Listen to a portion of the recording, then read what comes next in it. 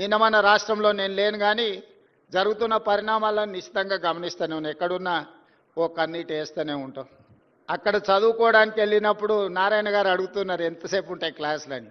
ఉదయం 7 నుంచి సాయంత్రం 7 వరకు క్లాసులు జరుగుతూనే ఉంటాయి. అన్ని క్లాసులు అటెండ్ అవుతూనే ఉన్నా. ఎందుకనంటే మనం తెలుసుకోవాలని కావాలని హార్వర్డ్కి వెళ్ళి జాయిన్ అయినాం కాబట్టి క్లాసులలో క్రమశిక్షణ కలిగిన విద్యార్థిగా నేర్చుకోగలిగినంత నేర్చుకోవాలనేదే నా ఆలోచన. అయితే రాష్ట్రంలో జరుగుతున్న పరిణామాలు ఒక వింత వాతావరణానికి దారితీస్తున్నాయి.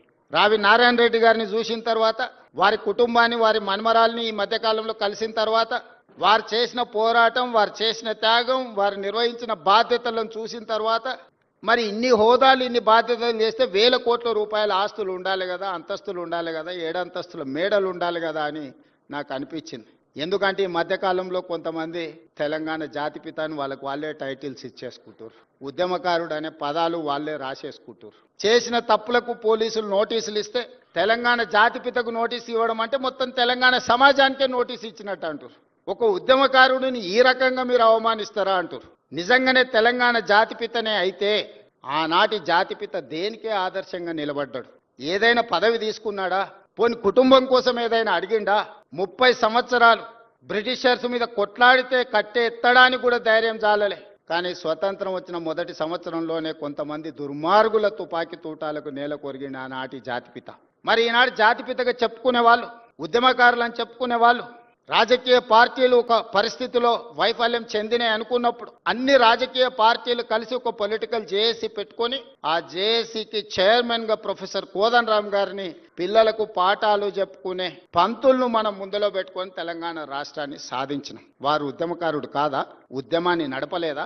రాజకీయ పార్టీలను అన్నిటిని ఒక తాటి మీదకి తీసుకురాలేదా? కుల సంఘాలను, మత సంఘాలను, చివరికి బిచ్చగాళ్ల సంఘాన్ని కూడా ఏకం చేయగలిగిన శక్తి, రిక్షా దొక్కుకునే సంఘాలను కూడా ఏకం చేయగలిగిన శక్తి ప్రొఫెసర్ కోదండరామ్ గారు ఆ రోజు బాధ్యత నిర్వహించలేదా? ఇదే రావి నారాయణ రెడ్డి ఇదే హాల్లో అన్ని రాజకీయ పక్షాల సమావేశాన్ని ఏర్పాటు చేసి జానారెడ్డి గారి ఇంటికాడ నుంచి నాకు తెలిసినంత వరకు ఇక్కడికే వచ్చి ఆనాడు తెలంగాణకు అనుకూలము కాదు, ఆ తెలంగాణకు వ్యతిరేకం కాదు, ఆర్ఎస్యు నుంచి ఆర్ఎస్ఎస్ వరకు, కమ్యూనిస్టుల నుంచి కాంగ్రెస్ వరకు ఏకం చేసి తెలంగాణ ఉద్యమాన్ని ముందుకు నడిపించిన ప్రొఫెసర్ కోదండరామ్ గారు ఉద్యమకారుడు కాదా? మరి అలాంటి ఉద్యమకారుడైన కోదండరామ్ గారి ఇంటి తలుపులు బద్దలు కొట్టించి పోలీసులతో ఈడ్చుకపోయేటంత నేరం కోదండరామ్ గారు ఏం చేసిండ్రో, మీరు అధికారంలో ఉన్నప్పుడు ఉద్యమకారులకు జరిగిన అవమానం మీరు అప్పుడే మర్చిపోయినరా? మీరు చేసిన అవమానం అని నేను వారిని అడుగుతున్నా. నిన్నెవరు తలుపులు బద్దలు కొట్టలేదే, నిన్నెవరు ఈడ్చుకొని రాలేదే. చేసిన తప్పులకు మీకు నోటీస్ ఇచ్చారు, సార్ మీరు రాండి అని.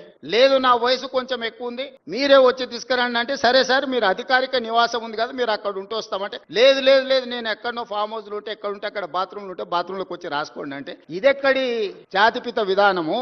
ఇదెక్కడి ఉద్యమకారుల విధానము? రావి నారాయణ రెడ్డి గారి కుటుంబము 500 ఎకరాల భూమిని కోల్పోయినారు. ప్రపంచంలో ఎక్కడైనా స్వేచ్ఛ కోసము, ప్రజల యొక్క హక్కుల కోసం కొట్లాడిన వాళ్ళు, చెగువీరా నుంచి మొదలు పెడితే రావి నారాయణ రెడ్డి వరకు ఎవరినైనా చూడండి, సర్వం కోల్పోయినరు, సర్వం కోల్పోయినరు. నేల కొరిగిన వాళ్ళు వేలాది మంది ఉన్నారు. ఆస్తులు అంతస్తులను సర్వం త్యాగం చేసిండ్రు. కుటుంబానికి నిల్వ నీడ లేకుండా ఉన్నదంతా ప్రజలకు పంచిచ్చిన వాళ్ళను ఉద్యమకారులు అన్నారు, జాతిపితలు అన్నారు. ఆ విధంగా ఈనాడు రావి నారాయణ రెడ్డి గారి కుటుంబం 100 ఎకరాల భూములను పంచితే ఉన్న పదవులను పార్లమెంట్ సభ్యుడిగా దేశంలోనే అత్యధిక మెజారిటీతో గెలిచిన రావి నారాయణ రెడ్డి గారు ఎంపీగా, ఎమ్మెల్యేగా పనిచేసి నాకు పదవులు వద్దు అని తృణప్రాయంగా భావించే ప్రజాక్షేత్రంలో ప్రజలకు ఆదర్శంగా నిలబడితే వారిని ఏమనాలి? వచ్చిన తెలంగాణ రాష్ట్రంలో పదవులన్నీ మీరే తీసుకుంటారు.